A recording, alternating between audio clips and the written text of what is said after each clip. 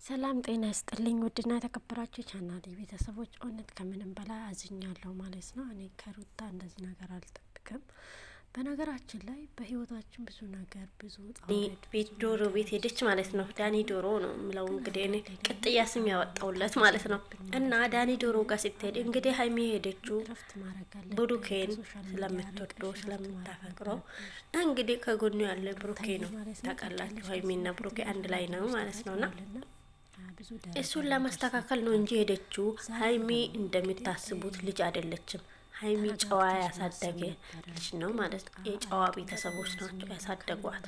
ስለዚህ እንደ ራሳችሁ አድርጋችሁ አታስቡ ሀይሚ ማለት ነው። ሀይሚ ምንም አታውቅም፣ ገና ሕፃን ልጅ ናት፣ ገና እንቦቅቅላ ናት።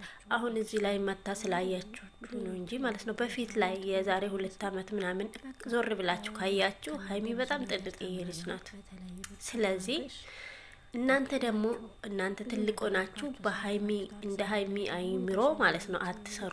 ስለዚህ ሀይሚ አትበሉ። ሀይሚ ምንም አላረገችም።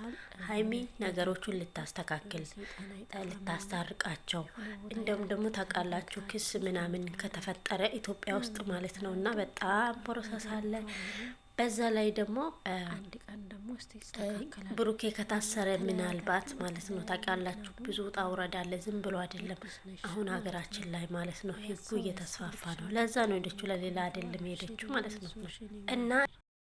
እና እኔ በጣም ነው ያዘንኩት እውነት ማለት እንደዚህ ቆረጥ አርጋት ላይክ እኔ እንጃ ምንም ነገር አላመንኩትም። እኔ ይሆናል ብዬ አላሰብኩትም።